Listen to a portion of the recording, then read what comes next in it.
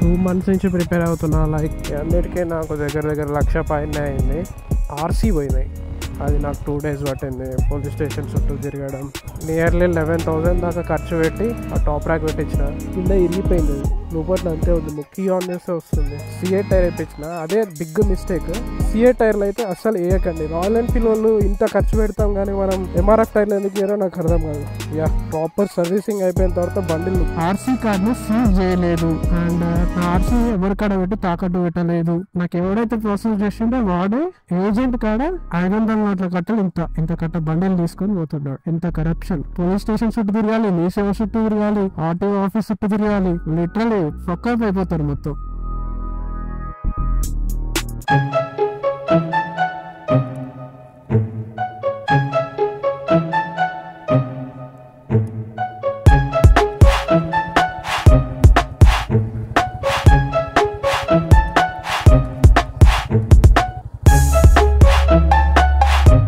నేను కన్యాకుమారి రైడ్కి పోతున్నానని 2 months నుంచి prepare అవుతున్నా. లైక్ గేర్ తీసుకోవడం అయితేంది, కెమెరా గేర్ అయితేంది, అన్నీ తీసుకోవడం అయితే స్టార్ట్ అయింది. 2 months నుంచి అయితే తీసుకుంటున్నా. ఒకేసారి తీసుకున్నా చాలా బర్డన్ ఫీల్ అవుతా అని చెప్పేసి. ఈ ట్రిప్కి పోకముందే నాకు దగ్గర 1,00,000 పైనే ఖర్చు అయిపోయింది. గేర్ అయితేంది, కెమెరా గేర్ అయితేంది, అన్నిటికీ నాకు దగ్గర 1,00,000 పైన అయింది. ఇప్పుడు మెయిన్ ఇష్యూ ఏంటంటే, ఈ ట్రిప్కి పోదామా అనుకునే టైంలోనే నా 2 బైకులు ఉంటాయి, ఒకటి స్కూటీ అండ్ ఈ బైక్ ఆర్సీ పోయినాయి. ఆర్సీ పోతే ఇక్కడ ప్రొసీజర్ చాలా పెద్దగా ఉంటుంది హైదరాబాద్లో. ఆర్సీ పోయినందుకు పోలీస్ స్టేషన్లో కంప్లైంట్ చేయాలి. వాళ్ళప్పుడు వెరిఫికేషన్ సర్టిఫికేట్ ఇస్తారు. ఆ వెరిఫికేషన్ సర్టిఫికేట్ తీసుకొని పోయి ఆర్టీఓ ఆఫీస్లో ఇస్తే అప్పుడు డూప్లికేట్ ఆర్సీ అయితే ఇస్తారు. ఈ పోలీస్ వెరిఫికేషన్ సర్టిఫికేట్ ప్రాసెస్ ఏదైతే ఉందో అది నాకు 2 days పట్టింది. పోలీస్ స్టేషన్ చుట్టూ తిరగడం నేను సొంతంగా చేసుకున్నా. అదే ఏజెంట్ త్రూ పోతే 3,500 అడిగిండు. ఇక నేనే సొంతంగా చేసుకుంటా అని చెప్పేసి చేయించుకుంటున్నా. అయిపోయింది, దానికి ఒక 1,000 రూపీస్ ఖర్చు అయినాయి. ఇప్పుడు ఆర్సీకి ఆర్టీఓ ఆఫీస్లో వాడు 2,500 2,000 దాకా అడుగుతాడు. 2 బైక్లకు ఆర్సీకి కాబట్టి ఇంత కాస్ట్ అవుతుంది. మళ్ళీ ఆర్సీ నా రైడ్ టైం కల్లా వస్తుందా అంటే అది కూడా గ్యారంటీ లేదు. అండ్ నా బైక్ ఇన్సూరెన్స్ అయిపోయింది, ఇన్సూరెన్స్ చేపియాలి. అండ్ చిన్న బైక్ రిపేర్ ఉంది. టాప్ ర్యాక్ పెట్టించిన, ఆ టాప్ ర్యాక్ ఇరిగిపోయింది. నియర్లీ 11,000 దాకా ఖర్చు పెట్టి ఆ టాప్ ర్యాక్ పెట్టించిన, ఆ టాప్ ర్యాక్ ఇరిగిపోయింది. అది ఇరిగిపోయింది కానీ అది ఎట్లానంటే నట్టు బోల్ట్ ఉంటుంది ఇట్లా టైల్ పెట్టడానికి. ఆ టైల్ నట్టు బోల్ట్లో ఆ నట్టు బోల్ట్ ఇరిగిపోయింది. దాన్ని ఇప్పుడు వెల్డింగ్ చేసి తీయాలి. అదొక పెద్ద ఖర్చు ఇప్పుడు నాకు. మీకు నా బైక్లో ఉన్న ప్రాబ్లమ్స్ చూపిస్తాను నేను. ఫస్ట్ ఇది అవుపిస్తుందా, ఇట్లాంటి స్క్రూ లోపట్ల నేను టాప్ ర్యాక్ పెట్టినప్పుడు ఈ స్క్రూ యూజ్ చేసిన, ఇలా ఇరిగిపోయింది. అది లోపట్ల అంతే ఉంది ముక్క. ఇది ఉన్న చోటి మిగతాది ఇట్లా ఉంచేసిన. దీన్ని టాప్ ర్యాక్ తీసేసి ఇది ఫిట్ చేసిన. అటే సైడ్ కాకుండా ఇటు సైడ్ కూడా ఇరిగిపోయింది. అండ్ బ్యాక్ బ్రేక్ వాడట్లేదు, పనే చేస్తలేదు బ్యాక్ బ్రేక్. ఇది పోయింది. అండ్ ఈ లైట్స్ ఉన్నాయి కదా, కీ ఆన్ చేస్తే వచ్చేస్తుంది. 2 లైట్లు అంతే, కీ ఆన్ చేస్తే వస్తుంది. ఈ స్విచ్ పని చేస్తలే. ఇక్కడ స్విచ్ ఉంది కదా, ఇది పని చేస్తలే. ఇప్పుడు బంద్ చేసినా రావట్లేదు. మళ్ళీ ఇంకోటి మీకు చూపిస్తా. వాటర్ పోయి స్విచ్ పని చేస్తలే. అండ్ క్లచ్ వైర్ పోయింది, యాక్సిలరేటర్ వైర్ కూడా పోయింది. అండ్ ఈ మౌంట్ తీపియాలి. ఈ మౌంట్ తీపిచ్చి ఇక్కడ బోబో మౌంట్ పెట్టియాలి, ఒక స్విచ్ పెట్టియాలి. అండ్ ఆయిల్ సర్వీస్ చేపియాలి, ఇంజన్ ఆయిల్ చేంజ్ చేపియాలి, చైన్ లూబ్ అయిపోయాలి. చైన్ కూడా లూజ్ అయిపోయింది. అండ్ ఎయిర్ ఫిల్టర్ కూడా చేంజ్ చేపియాలి. ఇదంతా నేను స్టోర్ రూమ్లో చేపిస్తలేదు, బయట చేయించుకుంటా. స్టోర్ రూమ్లో గిత్తమైన పార్ట్స్ మొత్తం చేంజ్ చేయాలంటారు. సో అందుకనే మా ఇంటికాడ తెలిసిన మెకానిక్ తోటి చేపిస్తున్నా. ప్రాపర్ సర్వీసింగ్ అయిపోయిన తర్వాత బండి లుక్ వచ్చేసి ఇట్లా ఉంది. నేను ఈ బండి సర్వీస్ రాయల్ ఎన్ఫీల్డ్ స్టోర్లో చేపిలే, బయట తెలిసిన మెకానిక్ షాప్లో చేయించిన. నేను ఫస్ట్ దీనికైతే నేను షాక్ అబ్జర్వర్స్ ఉన్నాయి కదా, ఈ 2 షాక్ అబ్జర్వర్కి ఆయిల్ చేంజ్ చేయించిన. సస్పెన్షన్ అంతా స్మూత్ లేకపోయేసరికల్లా రెండిట్లో ఆయిల్ చేంజ్ చేయించిన. యాక్చువల్లీ ఆయిల్ ఖరాబ్ అయిపోయింది. 3 years అయిపోతుంది బండి చేయబట్టి, ఆయిల్ ఖరాబ్ అయిపోయింది. ఆయిల్ చేంజ్ చేయించిన. 2 సస్పెన్షన్ ఆయిల్ ఏం లీక్ అయితే కావట్లేదు. 5 days అవుతుంది సర్వీస్ చేయించి. అండ్ ఫ్రంట్ టైర్ కూడా చేంజ్ చేయించిన. నేను ఈసారి ఫ్రంట్ టైర్ అయితే నేను సిఏ టైప్ వేయలే, ఎంఆర్ఎఫ్ వేయించిన. ఇది వచ్చేసి ఇది ఆన్ రోడ్ టైర్, ఇది ఆఫ్ రోడ్ టైర్ కాదు. ఆఫ్ రోడ్ టైర్ వేపిద్దాం అనుకున్నా కానీ యాక్చువల్లీ నేను బ్యాక్ సైడ్ టైర్ చూపిస్తాను మీకు. ఇది సెకండ్ టైమ్ ఇది టైర్. ఇది స్టాక్ టైర్ వచ్చినప్పుడు అది 24,000 కిలోమీటర్స్ వచ్చినప్పుడే పోయి ఉండేది. అయితే నాకు అప్పుడు ఒరిస్సా ట్రిప్ ఉండే, ఆ టైం లేకపోవడం వల్ల నేను ఎంఆర్ఎఫ్ వేపియలే, సిఏ టైర్ వేయించిన. అదే బిగ్ మిస్టేక్. యాక్చువల్లీ ఇది అంత గ్రిప్ కూడా లేదు. ఇది నాకు తెలిసి హార్డ్లీ 10,000 15,000 కల్లా వెళ్ళిపోతుంది. నా పాత టైర్ 10,000 15,000 కల్లా టైర్ పోయింది. ఇది కూడా మీరు గ్రిప్ చూడొచ్చు. నేను నా నుంచి సజెస్ట్ చేసేది ఏంటంటే సిఏ టైర్లు అయితే అస్సలు వేయకండి. రాయల్ ఎన్ఫీల్డ్ వాళ్ళు ఇంత ఖర్చు పెడతాం కానీ మనం ఎంఆర్ఎఫ్ టైర్లు ఎందుకు ఇయ్యారో నాకు అర్థం కాదు. వాళ్ళు సిఏ టైర్లు ఇస్తారు. సో ఇది వచ్చేసి proper on road tyre MRF. ఇది నాకు 2,800 రూపీస్ అయితే పడ్డది. నేను కన్యాకుమారి ట్రిప్ అయిపోయిన తర్వాత ఈ బ్యాక్ సైడ్ కూడా సిఏ టైర్ తీపిచ్చేసి ఆఫ్ రోడ్ ఎంఆర్ఎఫ్ టైర్ వేపిద్దామని చూస్తున్నా. చూద్దాం బడ్జెట్లో ఉంటే అది కూడా. అండ్ ఈ ఫాగ్ లైట్స్ అయితే పాతే అయ్యి రామ్కోటిలో తీసుకోకండి, అక్కడ వేస్ట్. అండ్ ఈ వైరింగ్ ప్రాపర్గా ఇయ్యలే వాళ్ళు. నేను రామ్కోటిలో చేపిస్తే వైరింగ్ మొత్తం క్లమ్జీ ఉండే వైరింగ్ అంతా. సో మళ్ళీ నేను లోకల్ తెలిసిన అన్నకాడనే వైరింగ్ చేయించిన. మొత్తం ఎర్త్ పవర్ అంతా ప్రాపర్గా షాకెట్స్ నుంచి తీసుకోరు. అదే రామ్కోటిలో వేపిస్తే ఇగో ఎలెన్కి బోల్ట్ ఉంది కదా, ఇక్కడ నుంచి ఎర్తింగ్ ఇస్తారు, ఇష్టం వచ్చినట్టు ఇస్తారు వైర్ కట్ చేసి. సో వైరింగ్ అయిపోయింది. అండ్ స్విచ్ కూడా పోయి ఉండే, రామ్కోటిలో వేయించండి స్విచ్, అది పోయింది. ఈ స్విచ్ నేను మీషోలో ఆర్డర్ చేసిన. అన్నీ చాలా యాక్సెసరీస్ తీసుకోవడం వల్ల అవుట్ ఆఫ్ బడ్జెట్ అయింది, చాలా ఎక్స్పెన్సెస్ అయితే అయినాయి. సో ఇది స్విచ్ కొంచెం కాంప్రమైజ్ అయినా. ఇది నాకు 200 అయితే పడ్డది. దీంతో పాటు లైట్స్ వచ్చినాయి. ఇది 2 లైట్స్ అయితే వస్తాయి, ఎల్లో వైట్ వస్తుంది. And main top rack. ఈ టాప్ ర్యాక్ మీకు ముందే చూడొచ్చు డే 1 వీడియోలో. ఈ బోల్ట్లు ఇరిగిపోయినాయి. అప్పుడు ఇది లేకుండే ఈ సపోర్ట్ రాడ్. ఇది నేను ఆఫ్ మార్కెట్లో చేపించి అదే మెకానిక్ అన్న కాడ వేయించిన. ఇది అన్న దీన్ని రాడ్ కటింగ్ చేసి హోల్స్ చేసి పెయింట్ వేయించి మంచిగా ప్రాపర్ లెంత్ తీసుకొని సెట్ చేసిండు. ఇప్పుడు చాలా గట్టిగా ఉంది. దీనిపైన మనం టాప్ బాక్సే కాదు మనిషి కూడా కూర్చోవచ్చు, అంత గట్టిగా ఉన్నది. అండ్ ఈ బోల్ట్ కూడా చేంజ్ చేయించిన నేను. కంపెనీ బోల్ట్ కాకుండా ఈ టాప్ ర్యాక్ వాడేటప్పుడు ఈ బోల్ట్ వేసుకుంటా. అండ్ నార్మల్గా మనం టైల్ పెట్టుకుంటాం కదా, ఆ టైల్ పెట్టేటప్పుడు ఇంకో వేరే బోల్ట్ వస్తాయి ఇక్కడ.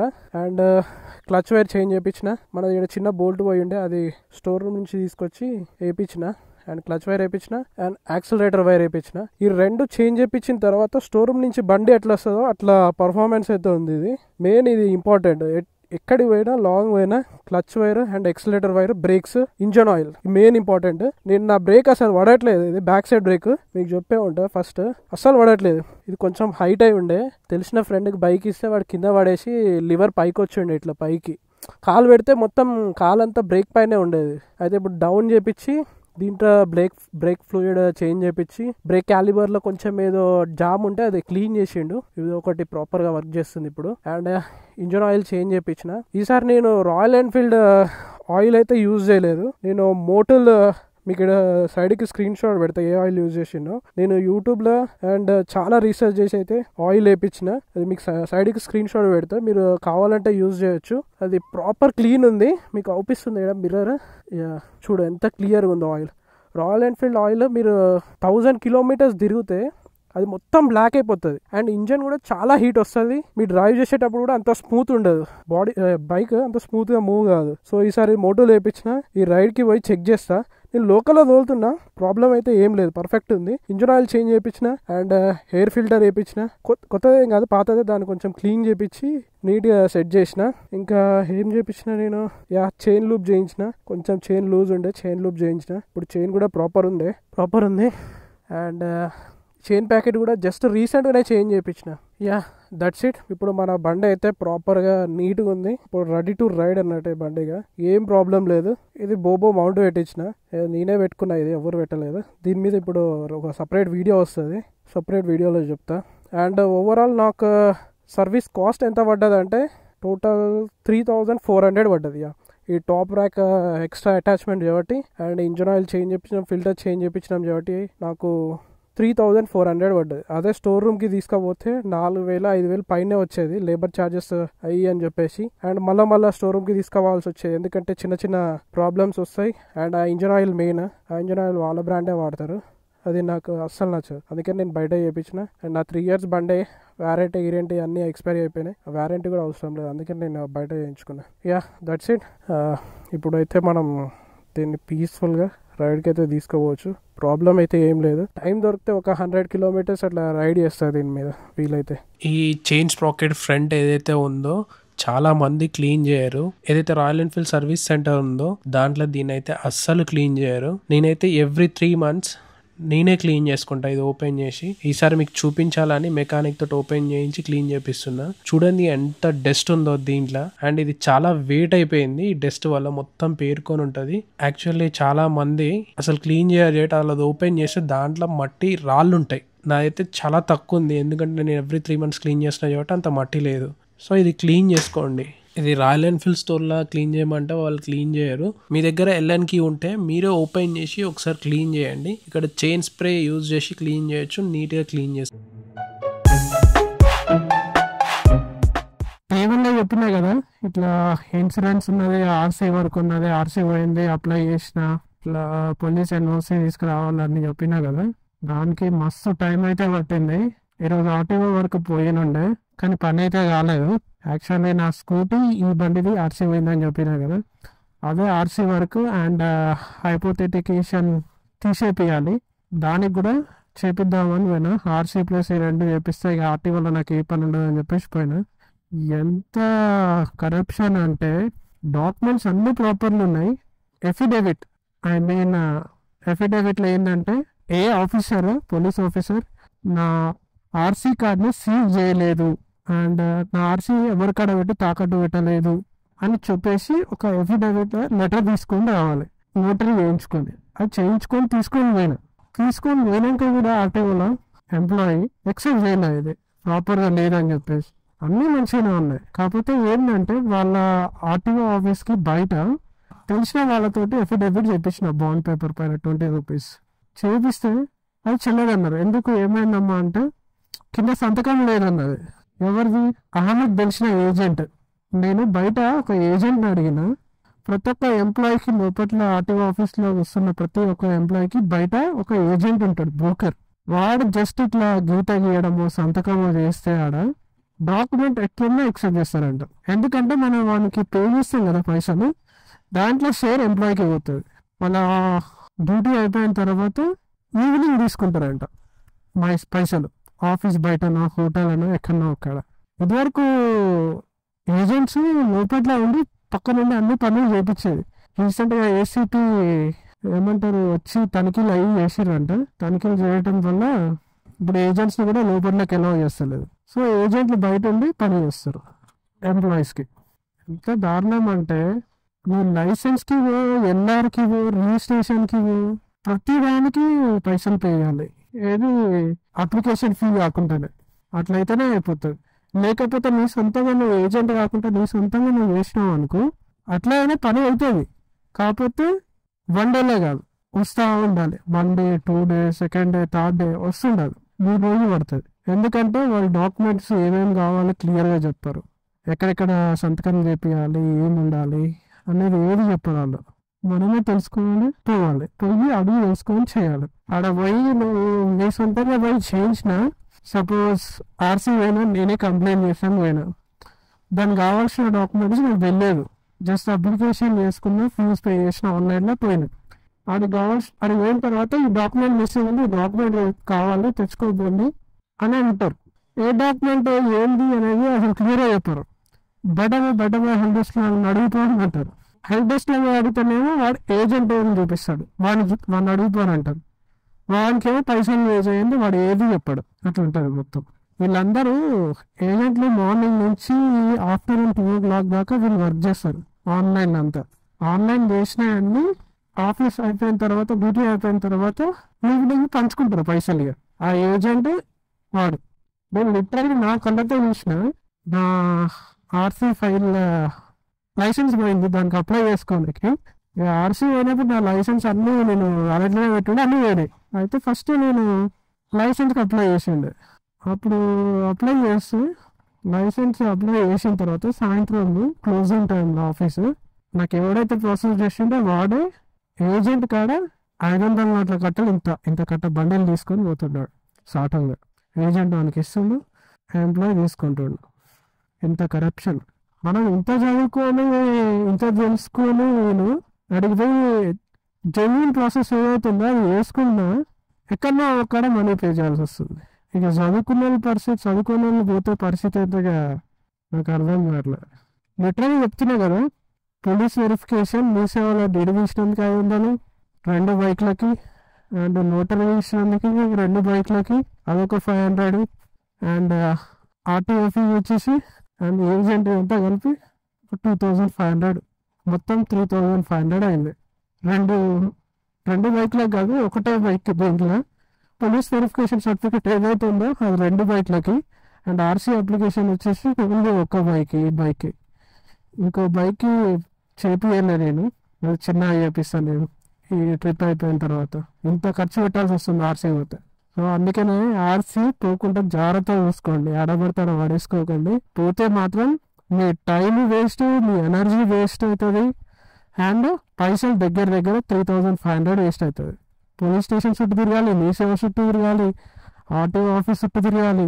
లిటరలీ ఫక్కప్ అయిపోతారు మొత్తం. నాది 4 days నుంచి ఇదే గోల. బైక్ అయితే సర్వీస్ చేయించిన, అంతా అయిపోయింది. ఆర్టీఓ గురించి వదిలేసేయండి. ఇప్పుడు నేను పోయేది వచ్చేసి కన్యాకుమారి కదా. నేను వయా పాండిచ్చేరి, రామేశ్వరం, ధనుష్కోటి ఈ రోడ్ల నుంచి అయితే పోతున్నా. హైదరాబాద్ నుంచి 3 routes అయితే ఉన్నాయి కన్యాకుమారికి. ఒకటి వచ్చేసి బెంగళూరు మీకెళ్ళి, ఇంకోటి వచ్చేసి Madurai, I don't know something, Madurai. అట్నుంచే 2 lines ఉన్నాయి. ఇంకోటి వచ్చేసి కోస్టల్ లైన్, ఇట్లా మన ఆంధ్ర నుంచి చెన్నై నుంచి పాండిచ్చేరి నుంచి రామేశ్వరం అన్నట్టు. సో మేము కోస్టల్ రీజన్ నుంచి అయితే పోతున్నాం. వీలైతే మీకు ఇక్కడ స్క్రీన్ షాట్ పెడతా మ్యాప్స్. మేము పోయే రోడ్ వచ్చేసి కొంచెం ఫార్ అయితే ఉంటుంది, కాకపోతే కోస్టల్ రీజన్ కాబట్టి చాలా మంచి ప్లేసెస్ ఉంటాయి. కవర్ చేసుకుంటూ చిల్ అవుతుంటే పోవచ్చు, కానీ రోడ్లు కూడా అంత మంచిగా ఏమి ఉండదు. ఇట్లనే సింగిల్ రోడ్ ఉంటుంది, మీకు మధ్యలో డివైడర్ ఏమి ఉండదు. నేను ఆల్రెడీ పోయినా, లారీలు అన్ని పోయి ఆడ రోడ్ అంతా ఇట్లా లోపట్ల పోయి ఉంటుంది. ఆడ సింగరేణి సంథింగ్ ఏదో ఉన్నది ఆడ, అందుకనే చాలా టెప్పర్ లారీలు పోతాయి ఆడ, అందుకనే రోడ్ అంతా లోపట్ల పోయి ఉంటుంది. కాకపోతే మేము నైట్ 2 o'clock మార్నింగ్ బయలుదేరుతాం. సో మాకైతే ఏమంత టెన్షన్ అయితే ఉండదు, చిన్నగా పోవచ్చు. 7 o'clock నైట్ రీచ్ అయినా పాండిచ్చేరికి ప్రాబ్లం అయితే ఉండదు. ఈ ట్రిప్కి ఎంత ఖర్చు అయింది, రోడ్ ఎట్లా పోతున్నాం ఏంది అనేది ప్రతిదీ మీకు కన్యాకుమారి రైడ్లో చెప్తా నేను. నాతోటి ట్రిప్లో వచ్చేసి యాక్చువల్గా మేము 3 పోదాం అనుకున్నాం, కాకపోతే ఇంకో ఫ్రెండ్ అయితే మధ్యలో డ్రాప్ అయిపోయాడు. సో మేము 2 పోతున్నాం. నాతో వచ్చేది అనిల్, తనది హిమాలయన్ బైక్. సో 2 కలిసి ఈ కన్యాకుమారి ట్రిప్ అయితే కంప్లీట్ చేస్తాం. చిన్న యాక్సెసరీస్ బైక్ సంబంధించిన అన్ని తీసుకున్నాం. అండ్ మన దగ్గర ఆల్రెడీ గేర్ ఉంది, and bike documents, medication, each and everything అయితే తీసుకున్నా. అయిపోయింది, ప్రాబ్లం అయితే ఏం లేదు. మన దగ్గర అయితే ఒరిజినల్ ఆర్సీ అయితే లేదు, కాకపోతే ఒక కాపీ అయితే ఇస్తారు, అది నడుస్తుంది. అప్లికేషన్ ఫార్మ్స్ అంతా డీటెయిల్స్ అయితే ఉన్నాయి. ఇన్ కేసు అడిగితే అది చూపిస్తే సరిపోతుంది అని అన్నారు. ప్రాబ్లం అయినప్పుడు చూద్దాం. ఇక కన్యాకుమారి రైడ్ రోజు అయితే కలుద్దాం. ఇది వచ్చేసి నా ఫస్ట్ రైడ్ ఆన్ కెమెరా. ఇది ఆఫ్ కెమెరా నేను ఆల్రెడీ ఒడిశాకు పోయినా సేమ్ బైక్ పైన, అప్పుడు మనకి కెమెరాలు ఏం లేదు. ఈ రైడ్ అయితే సేఫ్ గా పోయి సేఫ్ గా రావాలని నేను అనుకుంటున్నా. ఏ ప్రాబ్లమ్స్ అయితే రావద్దు, వీలైనంత వరకు మంచిగా అన్ని కవర్ చేయాలని చూస్తున్నా. చలో కన్యాకుమారి రైడ్ లో కలుద్దాం. Until then, peace out.